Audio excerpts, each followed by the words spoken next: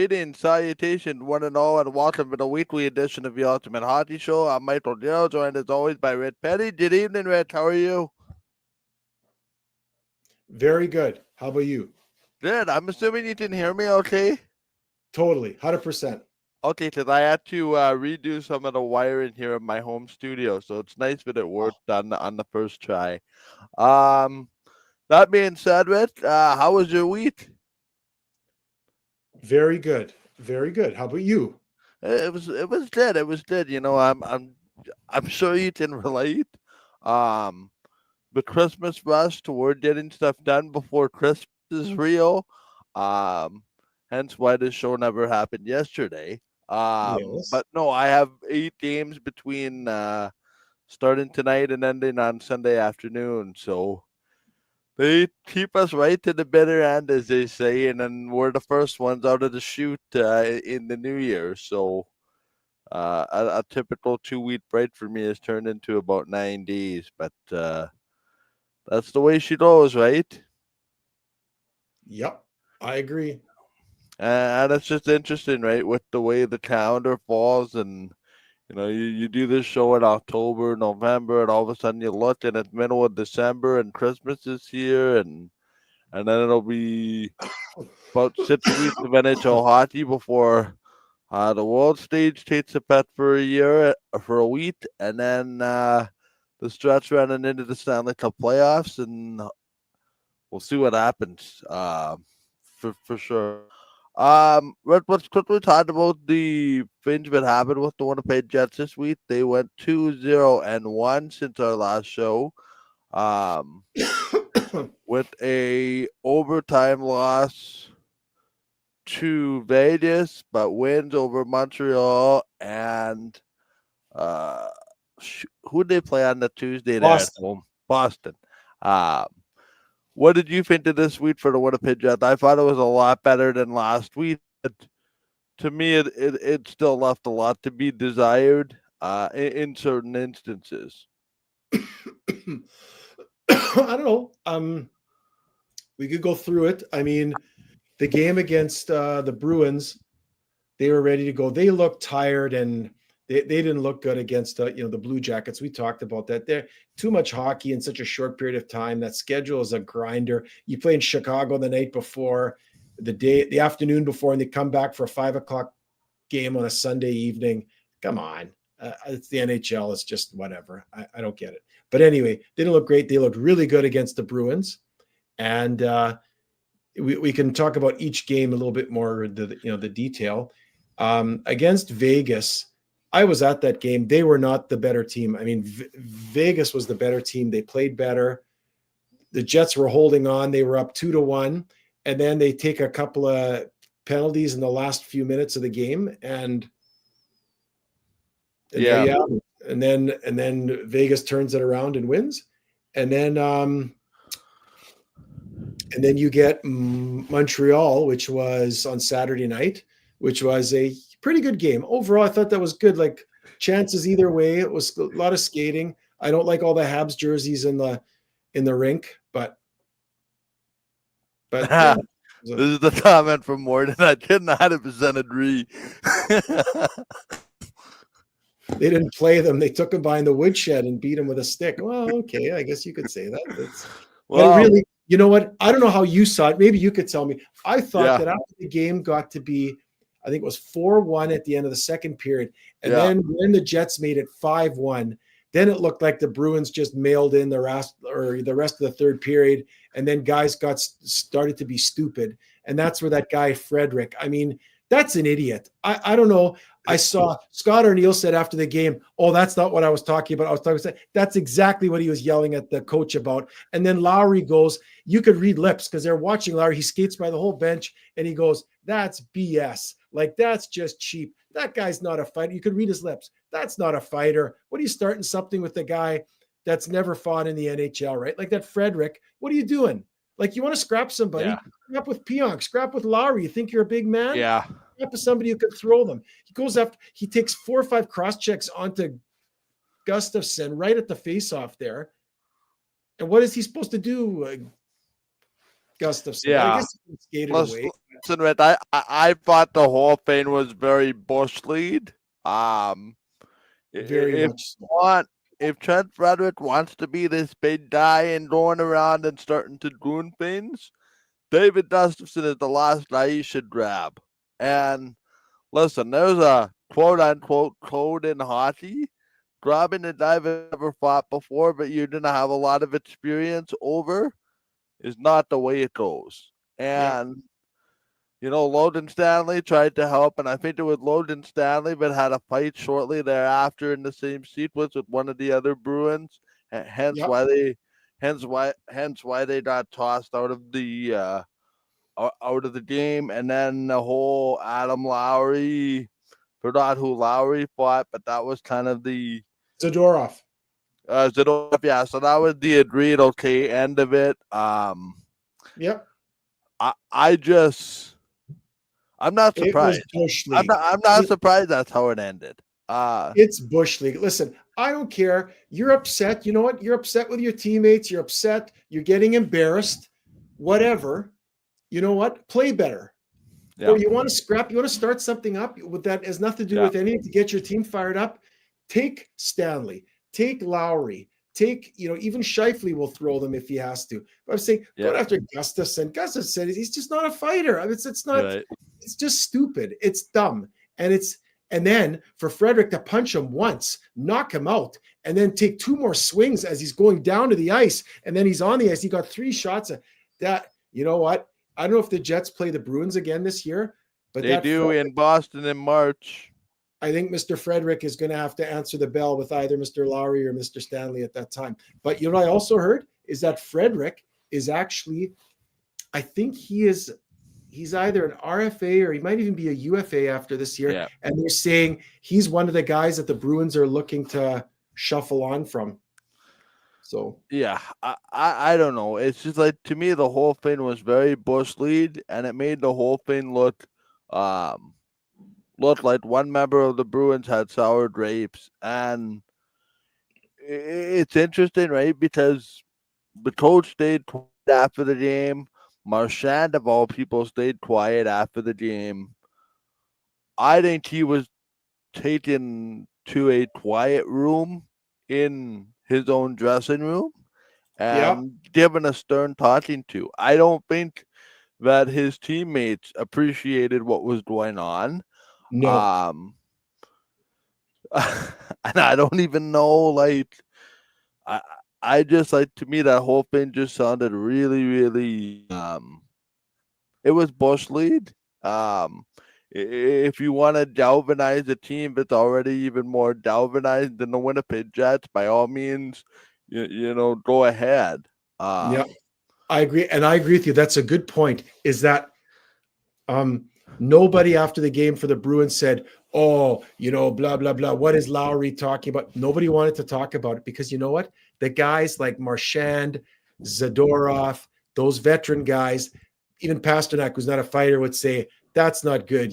How'd you like it if Logan Stanley went with one of the guys from the Bruins that's not a fighter and just started wailing on him, right? Like, it's not good. It doesn't look good for the league. It doesn't look good for the team. It's bush league and it's garbage. And they're not, and that's why, I don't know if you noticed, after Lowry and Zadorov, they had a little talk, said, we got to finish this. And Zadorov was able, he did it. And then afterwards, Lowry said, Zadorov's a good guy. He's a stand-up guy. He knew it had to be settled. And we went, and then I don't know if you noticed, after they scrapped, they each gave each other a pat on the bum. They actually patted each other's bums and talked, to say, okay, now it's done. There's no more, it's done. So it's good. Question, is there retribution the next game? Does this carry over, or is this an isolated thing? In the moment with what happened, I think it's done. But I just have this feeling wherever Mr. Frederick ends up, whether he stays with the Bruins in March or whether he's moved on to somebody else at that time, at some point you're going to see Frederick, whatever jersey he's in a fight with Stanley or Adam Lowry, and then you're going to remember, now I remember where that's from. So to me, the whole thing, and listen, if the Winnipeg Jets needed a moment to be galvanized, fine. But I think by all means it's done. It happened. People not happy with the scenario on either side. David Gustafsson got a concussion. Thankfully he's in protocol, but he's on the ice practicing in a non-contact jersey, which is good. Yeah, he'll be okay. I think he'll be fine after a couple of days. Yeah. But again, it's unnecessary, and it could have ended up a lot worse. It could have. And I think that's the problem, right? It's not like the problem with Gustafsson and Frederic battling. It's just when the fight's done and the guy's done, you stop hammering. And right. The fact that he kept hammering, I think, was the sense of a lot of the anger in a lot of the situation. But that being said, but Joe showed me the Jets still played really well. Yep. And for the Bruins team, which is a big team, like they're a bruising, hitting hard, forecheck, they just weren't able to do. Maybe there was an off night, whatever, it can happen. But I thought that the Jets really used their speed to combat that. We're able to always get the puck out of their own end, able to turn it around. It looked like the typical Winnipeg Jets game when they were 15-1 and had all the energy, all of the rest, all of everything kind of going their way. That's the way it looked like. What did you think of the Las Vegas game? Well, I was at that game. It was not a great game. The Jets looked like, after looking so great on Thursday night, they didn't look good. They looked they were a little bit slow. I think Vegas is a good team, right? Like they're veterans. They've won a Stanley Cup. They got that core there, even though they lost Marsha Show, still a good team. And they played that style sort of, they don't provide you much. You don't get much to the neutral zone. You don't get a lot of like end-to-end rushes back and forth. You don't get a lot of 2-on-1s, 3-on-2s. You got to earn everything. You got to get pucks in. You got to work. You got to cycle the puck. You got to, when you have your chances, because they're not a perfect team, when you get your chances, you got to bury them. And they had a few chances. They scored. But I just think overall, Vegas was the better team. They had way more shot attempts, way more shots.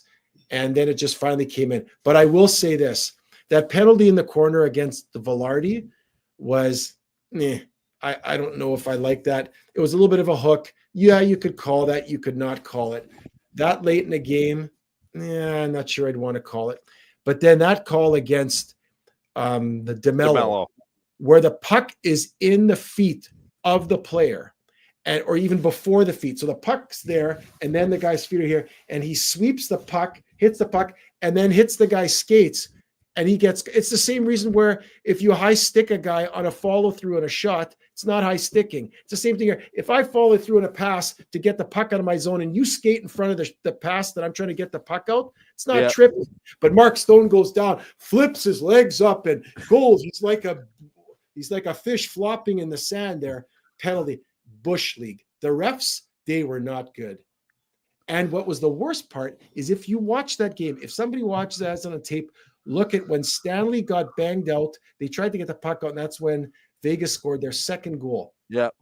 When, like, they were calling the Jets on these penalties. You know what they didn't call, which is very surprising? It's a fine line. It's this thing where, you know how when a guy has the puck and then he fires the puck away, he passes it, there's always this allowance of sort of 1,001. A guy can skate into a guy after he's passed the puck as long as a second has gone by. If 5 seconds have gone by, it's too late. It's interference, right? Or whatever. And if the guy is in the act of hitting and he can't stop because he's already followed through and the guy dumps the puck, there's a bit of an allowance for a follow through, whatever you want to call it. And there's also an allowance for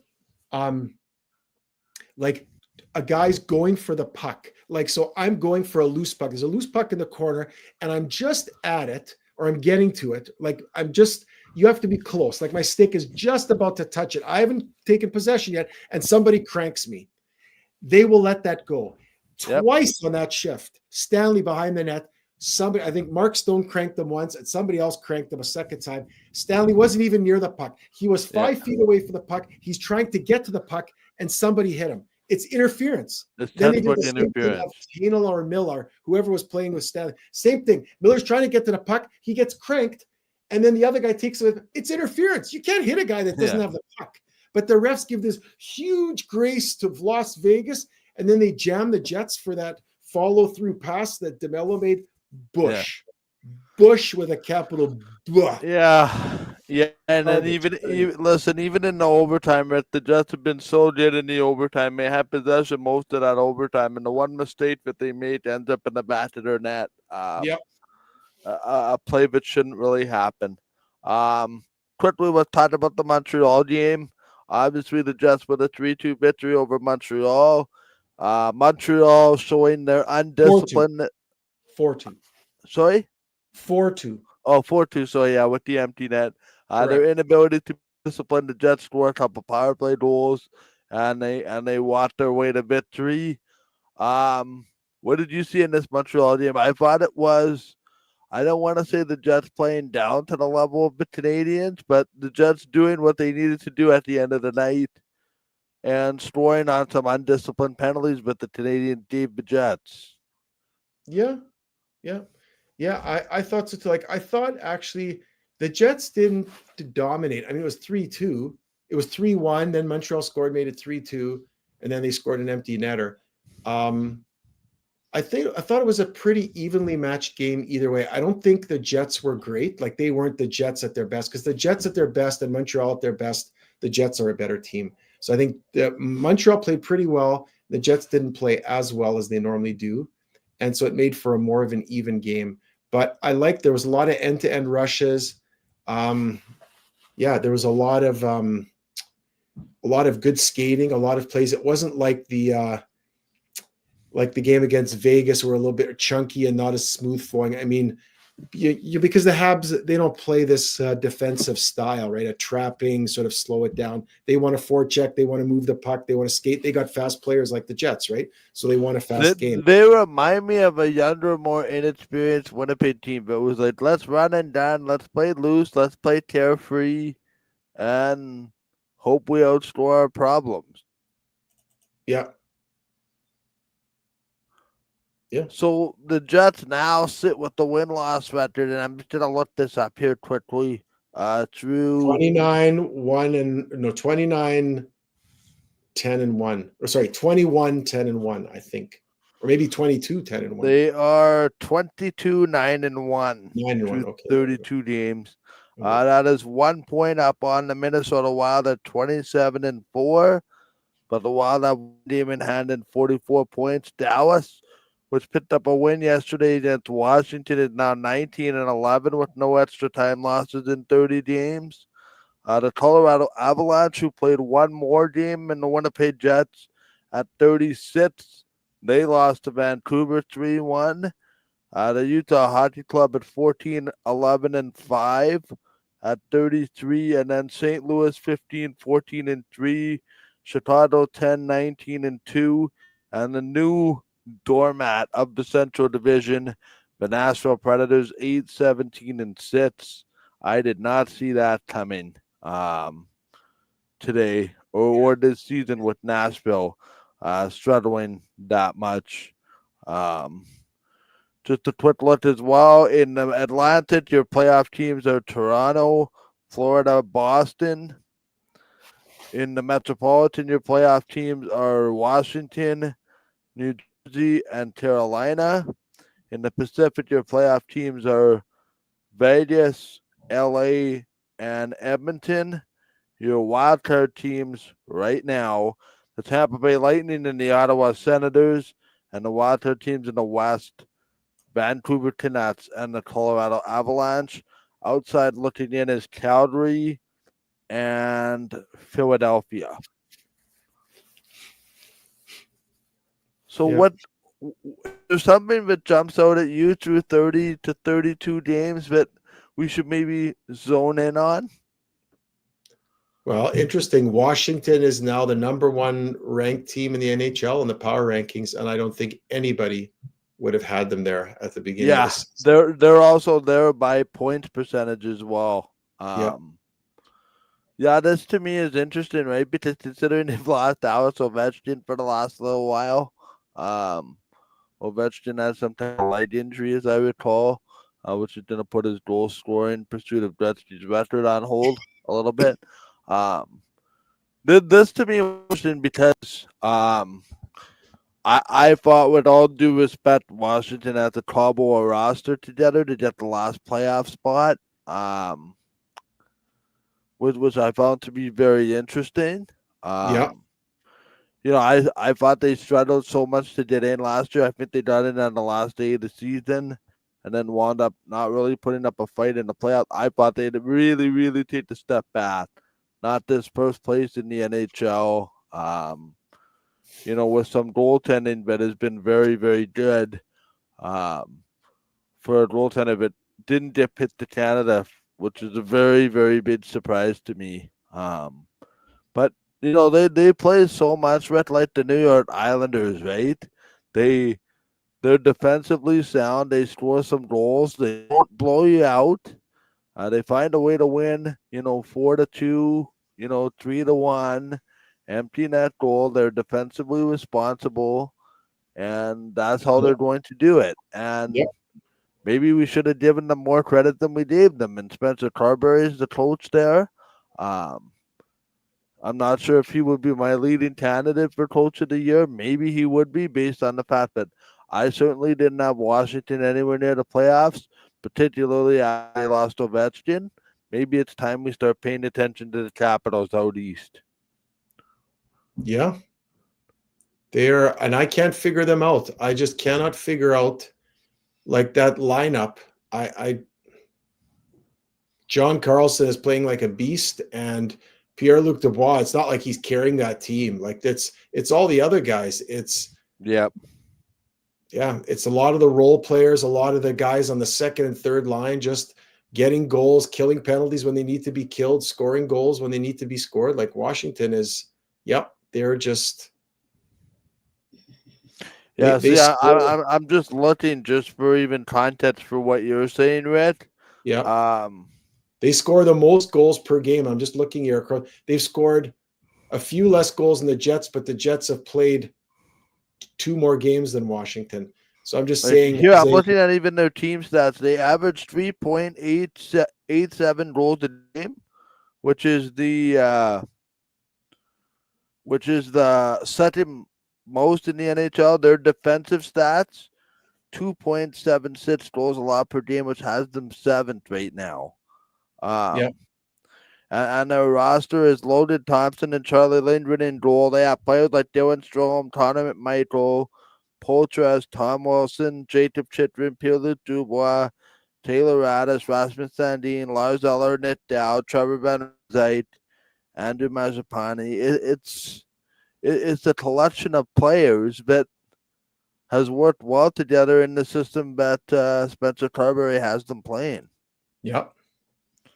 And that's with very little contribution from Sonny Milano and Alexiev with 3 and 5 games respectively. So is it sustainable? I don't know. Right? Like they're 1 point up on the Devils. They have 3 games on the Devils. The rest of that division to me is kind of taking a step back. And that's going to be another team that I want to talk about in a second, in the New York Rangers. But Ottawa's found their way into a wild card. They're playing consistently better of late. Philadelphia is hanging around, despite what John Tortorella was seemingly up and down. Let's talk about very quickly. The Penguins are playing better, but what is going on Broadway with the New York Rangers? Crazy. Yep. I cannot figure it out, and it's like an 18-wheeler semi about to hit the ditch. Oh, I know. Well, them, and then also in Nashville, they're like the worst team in the league, or one of the worst teams. Like I can't figure that out. 2 veteran teams. Yep. And can't win a hockey game. Yeah, we will get to your World Junior roster, Morgan, in just a minute. I had that actually toward the end of the show. They did start their pre-tournament. They started on Thursday, by the way, in Ottawa. But yeah, I just like, to me, the New York Rangers, now they trade Jacob Trouba. Chris Kreider is apparently on the block. Peter Laviolette, not necessarily worried about his job. Um, he's just what tonight control. I'm here basically as long as they'll want me here. Yeah. Listen, I watched that game against the LA Kings, and it was 5-0 midway through the second period, and that did not even resemble what the New York Rangers play like. Shesterkin didn't make it out of the second period. Shesterkin for a guy that did be making $11.5 million. Couldn't stop a beach ball in that game. Yeah. The crowd was booing, and yes, LA is a good team in their own right. I think they're second in the Pacific right now, but it's just the way the Rangers are going down. It is very, very concerning, and that's a team that I kind of have my eye on. In the next few days, the roster freeze starts to kind of set in. You But think also something's going to happen before the roster freeze? Sorry?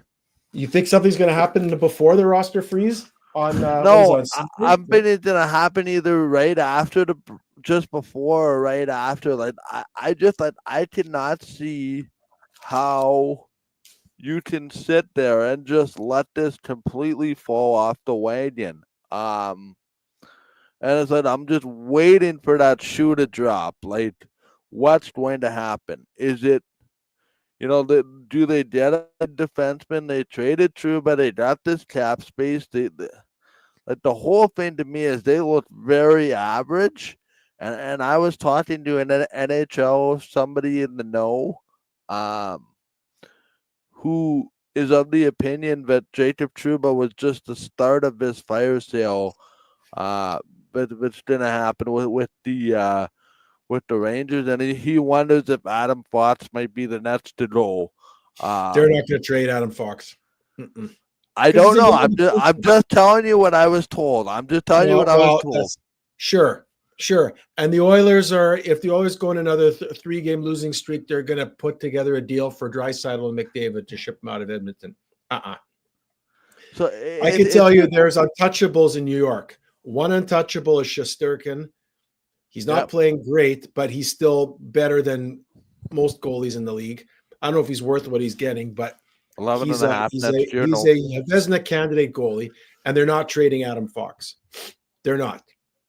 And they're probably not going to trade Panarin, maybe. But I say for 100%, they are not trading Adam Fox, and they are not trading Shesterkin. Everybody else, I think, is available. Well, I mean, they've already said Kreider's available, Kakinen's available. So they have to change it up. To me, I just hope they blow it up and do a complete base plan all the way down the standings. Wow. Really, because wasn't it like 2 years ago where they issued an open letter to their fans and saying they were going to rebuild, and then Fox came along and Panarin came along and all these guys came along and signed big deals. Yeah. And rebuild took a year. Well, it's not the way a rebuild usually goes, as we know in Northern Alberta. That took forever. Look at Chicago right now. That is a full-blown rebuild. Montreal has been rebuilding for a while. They don't seem to be out of the depths of darkness quite yet. When you use the word rebuild, I think about a long, dark, damp tunnel. And we know how long it takes certain teams to come out of it. We've seen examples. It's not pretty. And the question is the coach going to get fired? Laviolette? Is Chris Drury going to get fired? Like, what is the end game with an unpredictable owner and James Dolan who does not like to lose? With either of his prized possessions, the Rangers or the Nickelbackers. So I'm just shocked at. Aren't you just not surprised at how that fortune of that team has just changed in 1 year? Like last year, they were in the conference finals. Yeah, they were 11-4, 12-4, or something this year too, and it just completely fallen off. Wow. And it's not like I would suggest to you they're in tough to make the playoffs. I think there's something seriously wrong in that dressing room, and until they get to the bottom of it, you're gonna have this win one, lose one, win one, lose one, win one, lose one. But yet, I say what I just said, and then it wouldn't surprise me if the New York Rangers rip off a 12-game winning streak to the top of the Eastern Conference. Like, uh, at some point, the Stars of New York have to put where the rubber's gonna meet the road over there, and they gotta start getting going. Yeah. Just very quickly though, Rich, I don't know if there's another team that you wanted to talk about, but I just quickly wanted to talk about what was going on in Vancouver. Yeah. Red Tocchet made some waves today and yesterday, actually, where he said, we're not getting enough. Fans are paying a lot of money to, see a mediocre product and that kind of thing. And I'm paraphrasing. Yeah. Certain guys need to be better. We need more from a certain bunch of players. And, he didn't really come out and say it, but he just feels like his team is not where it should be given his expectations or what they did last year. What is it that is going on in Vancouver right now in your mind? Because I think I think it's Rick Tocchet. He's looking at his division. He's got Vegas, he's got LA, he's got Edmonton. They're all playing better. And as long as those three are all playing better and winning at an acceptable clip, it's going to be a fight for a wild card for Vancouver unless Vancouver really starts to pick up their game. I also think he's looking at the central side of the bracket with the Jets and Minnesota and Dallas, and he feels his team is falling behind the curve, so to say, and is trying to get his team to go, hey, it's going to be now or it's going to be never, and we better get going right away because, ground is really hard to make up. My only question is, what were the expectations in Vancouver? Like, to me, and you can agree with me or you can disagree. Either Tate would be fine with me. The Vancouver Canucks are 16-9-5, and their coach is waving the alarm bells at 30 games in, saying it's not good enough. My question is, what were the expectations? You haven't had your number one goalie up until a week ago all year. You maybe overperformed last year with Sheelovs and Lankinen maybe tipped you in a lot of games, although he's been hurt of late. Yeah. I don't know what the expectations were. To me, this is Vancouver right where they should be, maybe overperforming again this year, and maybe that's what Tocchet is seeing. But at 16-9-5 or whatever their record is, I just don't know what your expectations were for Vancouver. For me, they're right where they should be. And maybe a little better than they should be, given that Lankinen was signed, a week and a half before camp and, has put a Band-Aid on the number one goaltending position there. I just don't know what Rick Tocchet's end game is, and he's got weird motivational tactics. I get that. But I just don't know how many times you can just go to the well and demanding more from your players. Well, yeah, it could be that, or he could just be frustrated. He's venting a little bit. Listen, that team is not the same team without the JT Miller. I mean, nope. He is the cat. You could talk about Quinn Hughes. You could talk about Elias Pettersson. They're both good players. Even Patrick Demko, right? Demko? Yeah, Patrick Demko, yeah. Demko. All good players. But the heart and soul of that team, who drives that bus from pushing and working and never giving an inch and competitive to the last minute of the game, that's JT Miller. I would love to see JT Miller in a Jets jersey. To me, I would be over the moon because he's like Adam Lowry, but with 10 times more. And that's not Adam Lowry's not a bad scoring ability and all that stuff. Way more skill and ability and grit. And I love him. I've always loved JT Adam Miller. Lowry, but can put up 25 goals at the same sense. Even more. Yeah, even 30, 35. He could be a point-a-game guy. and still be your heart and soul and grit. But anyway, they miss him like crazy. And then the other side is they haven't had Demko because he's been injured. And Quinn Hughes has kind of played up and down. And the other thing is Elias Pettersson is just he signed that huge contract to be Mr. Canuck for life. Mm-hmm. And he hasn't earned a penny since he signed it. He plays well for a couple of games, and then he goes completely alias, like he goes AWOL, like he's off the army base and he's gone. And he's just, you can't find him. You don't know where he is. So if you have Pettersson going AWOL, Hughes playing meh, not having your number one goalie, and not having your number one emotion driver gunner like JT Miller, that's a recipe for being a 500 club, which is what the Canucks are. I mean, if you look at you said, what are they? 16, 9-4? What 16, 8-5, I think. They're 16. I'll look right now. 69-5. So they're like, so if you count the 5, and I always do, you should count the 5 overtime losses, even though you get a point, they're a loss. So they're 16-14. So they're only a pair of games above 500. So they're just floundering. They're playing. They're actually, what is this? They're 3 games under 500 at home. They're a great road team. They're 10-2-1 on the road, but at home they're terrible. And probably that makes the fans frustrated. I think if I'm looking here, it looks like they're one of the worst teams. Yeah, they're one of the worst. They're as bad as Anaheim and San Jose at home. Yeah, and that's where that comment came out 2 weeks ago about, these fans are paying a lot of money to see us play, and they're not getting their entertainment value or something to that effect. Yeah. I just wonder if Tocchet is onto something and he doesn't see the Canucks game as sustainable long term. Yeah, I just think if you're like, listen, just say it like this: if the Jets hadn't had Hellebuck for the first 3 months of the season or whatever it is, or 2.5 months season, and Scheifele, or let's say Connor was out of the lineup and Scheifele was playing meh, and Morrissey was playing meh.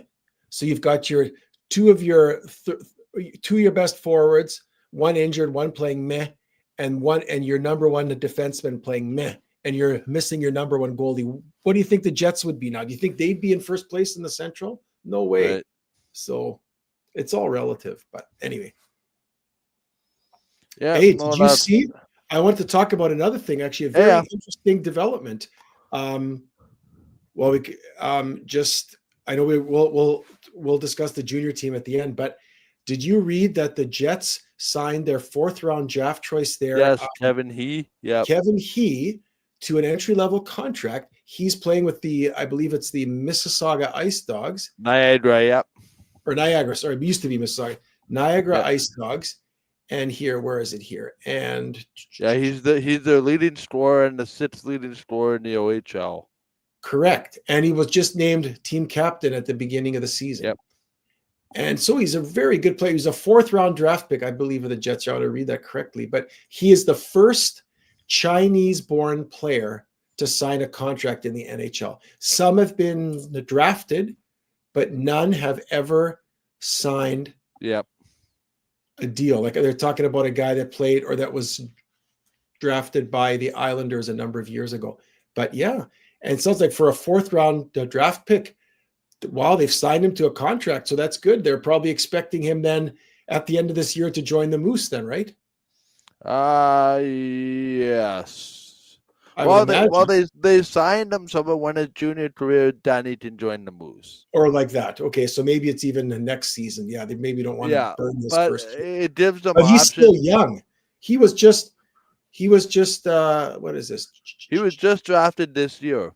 Yeah, he was just drafted this year, which is shocking because a lot of guys don't sign right at 18 or almost 19 years old while they're still in junior, right? Yeah, it's interesting. He was the best player. I don't know if you watched any of the Young Stars tournament. He was the best Jets player there. The guys at Illegal Curve that have a weekly podcast and Jets post-game shows and all that, they've been posting constant Kevin He highlights. the Jets might have found something in the late rounds, which is what you need to do if you have success. Yeah, So good on him. yeah. But all He's the a I'm just hardworking. saying. He's No, a I was just want to hardworking say, player that doesn't let his size get in the way. yeah. Well, he's not small. He's 6 feet. Yep. I don't. Do you know if he's a? I'm trying to see here. I'm just looking up under elite prospects here. Is he a centerman? Is he a right winger? Oh, hold on. Just says forward. He shoots left. Okay, he's a lefty. Oh, actually, no, he plays left wing, they say. Yeah. So he's 6 feet tall, about 185 pounds right now. But he's Yep. only 18 years old, right? I know what I looked like. I know sons of some of the guys I play hockey with. Their sons are very athletic, very talented, but very thin, right? They got to add some bulk. But no, it's good for the Jets. I'm glad he's scoring better than a point a game in the AHL. Almost, OHL. yeah. Sorry? In the OHL. OHL. Yeah, sorry, this OHL. So he's scoring like, what is it for? Yeah, he's roughly a point and a half a game because he's at 45 points roughly in 30 games. So yeah, good for him. Yeah, and that's for an 18-year-old and a predominantly 19 and 20-year-old lead, remember? Yep. Yep. So unfortunately, he won't be able to play in the World Juniors, but he won't? Oh no, because he didn't make it, right? No, and he would have to play for China. I guess that's true. He would. I'm not sure if he has a Canadian passport. So yeah, or he claims Canadian citizenship. Another interesting note: Leafs, after everybody talking about how they had the number one goal pairing with Stolarz and Walls, which I think is that's Leafland sucking. Yeah, they have two of the top three goalies when it comes to goals against average. Yeah, okay. They're not the best team in the league, so they still whatever. But now they lost Stolarz. So what are they going to do? Are they going to bring Murray off of IR? Nope, they called up Dennis Hilderby. So Hilderby's played 2 games already this year. So and what about Matt Murray? Matt Murray is, I believe, he's on an AHL contract. Okay. Not as part of the situation, but it's interesting, right? If you lose a goaltender now for 4 to 6 weeks, it's Joseph Woll's team, Dennis Hilderby, that kind of thing.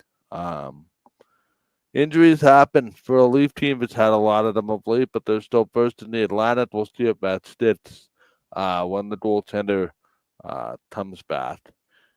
Question for you, Richard, on the way out before we talk about the World Juniors. Is there somebody you're watching that has a hot seat but may lose their job in the next couple of weeks? Who's that? Where if I said, oh, this person was the Nets coach fired, oh, I wouldn't be surprised. Is it New York? You thinking Pierre Laviolette is going to get fired? No, I'm just asking you, like, who has the hottest seat generally in the National Hockey League right now? That if I told you so would get fired, oh yeah, okay, I wouldn't be surprised. Do you See, I think it's Nashville, and I think it's the Rangers. Yeah, I was gonna say, who's the head coach for the Predators? Andrew Brunette. See, Andrew Brunette. He's a good coach. Yeah, you know what? That's an interesting one. On the surface, I'd say it would be Nashville before New York. The only thing is New York. I agree with you that owner can be very impulsive. I think he's been biting his tongue and sitting on his hands, like almost snapping his fingers, like this, putting them under his arms so he can't pull them out to make a phone call to fire somebody. I think it's kind of like, I think each situation is trying to play out. But what I find interesting is that New York has been the one that's gone to action first, traded Trouba. They're openly saying, we've got our players on the market. Come make an offer. Make an offer for Panarin. Make an offer for Zibanejad. Make an offer for Miller. Make an offer for whoever, right? Make us an offer. We want to change the makeup of our team. The Rangers have said that, but yet you don't hear that from Nashville. I heard that a little bit, but now it's been so quiet with the Predators. Why? Listen, I think this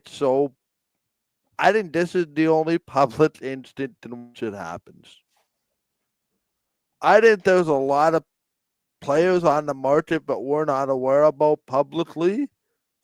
But it's like, if you make the right offer, I will move this player.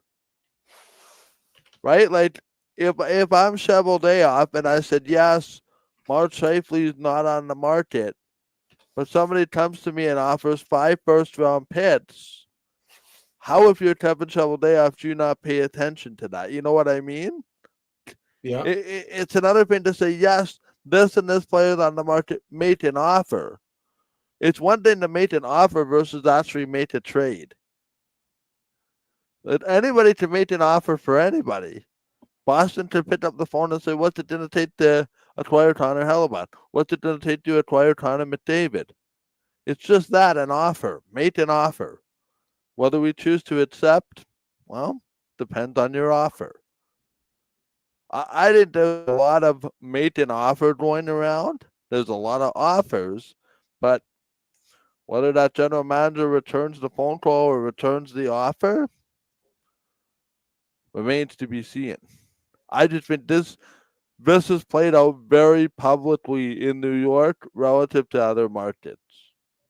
And that may be the case, yeah. It's very interesting to me. It's very actually maddening, to be honest, about how things have played out so publicly in New York. Even then, that opening, that open source tampering of, the Rangers want to put an offer together to get Brady Tkachuk. Whoa, that's a lot of hearsay going on over there. I would not want any of my business out there. And by all means, make an offer on anybody you want, but it's my choice whether I'm going to A, engage, B, accept, or C, go fly it tight. I think there's a big difference between making an offer versus making a trade versus making reasonable sense. So, interesting. Morden touches on something interesting that I want to talk about very, very quickly just on the way out. See, Morden, if it's okay, we'll leave the World Junior talk till next Monday, show the last one before Christmas. Ehlers got to go. He's not resigning here. Get what you can for him. Where do you sit on this, Ehlers? I was having this discussion with somebody who said, if Ehlers can fetch you that top 4D, you better do it if he's not going to resign. Where do you sit on Nikolai Ehlers? Well, how do you know he's not going to sign? Just because he hasn't signed yet? Well, again, he's a RFA or a UFA after this year until otherwise. I don't know where negotiations are with Nikolai Ehlers, but listen, if you're not close at the deadline with Nikolai Ehlers on an extension, I think he's your best bet to get a defenseman. And that may be something. Maybe that's to play out that way, yeah. Right? And I mean, to be honest, I don't think you're taking Nikolai Ehlers right to June 30th, hoping he signs a contract, and then you lose him for nothing. It's yeah. To me, that's just very dumb asset management. If that's the way you want to, go about it. And I've long said it, and I think you and I feel the same way about this. I feel like the Jets cannot win a Stanley Cup with Connor and Ehlers on the same team. With the way that forward unit is made up. Yeah. Yeah. I mean, those are the two guys that disappear every single playoffs, and they do nothing. Correct. And at least Connor's in the lineup regularly. Ehlers, it gets injured. Like, there's some comments here in the comments saying it's true. Ehlers gets injured every year, and this year it wasn't even by contacting somebody. He just strained to make a pass, and he pulled his groin when he made a pass, standing still. Guy wants what, $7.5 to $8.5 million. Is that what we know for sure? Money? He's a $6.5 million at best. He's a Band-Aid guy, can't stay healthy. I agree. This is the comment of the day right here. He's not going to get $8 million. He's not going to get $8 million from anybody. He's not going to, but he's going to try. Now, here's something interesting just on the way out. Nikolai Ehlers for Ivan Provorov. Yes or no? Straight up. Would I do it? Would you do it?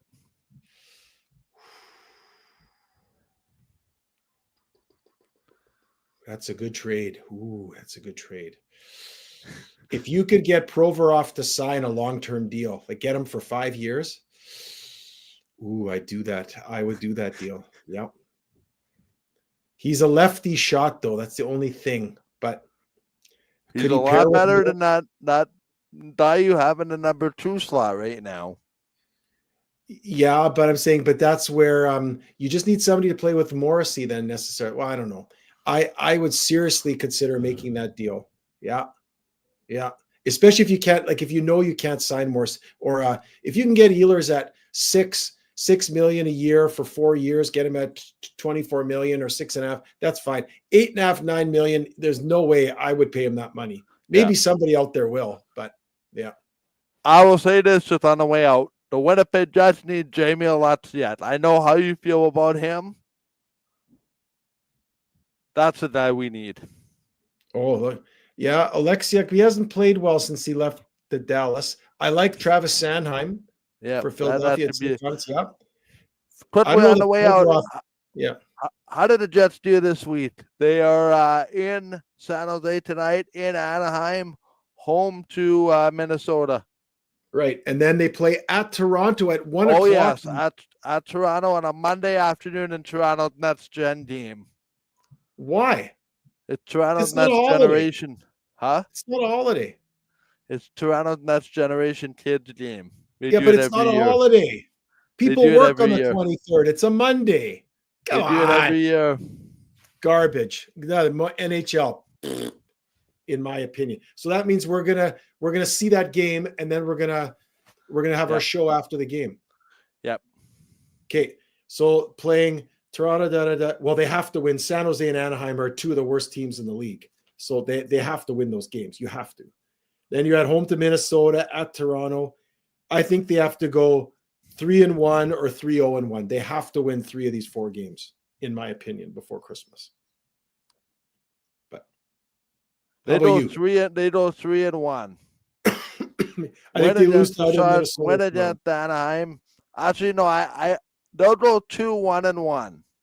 They will win tonight, win tomorrow, take a point on Saturday, lose on Monday.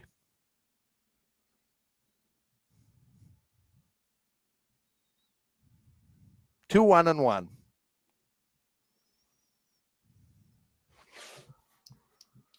Yeah. You think so? Okay. What do you think? 3-1? No, I think they go 3-1 or 3-0-1. They're going to win 3 in my mind. It's just a matter of the last one they're going to lose, but are they going to lose in overtime or in regulation? We'll see. Fair enough. Thank you, Morden, for hopping on the show today. Appreciate it. I'll see you in an hour and a half, Morden, for a watch party. Sam's watches weekly. We are rewatching our national quarterfinal against the Moist teams from Ontario. Myself, more than a couple other players, will take you through the accounts and descriptions as we rewatch the game together.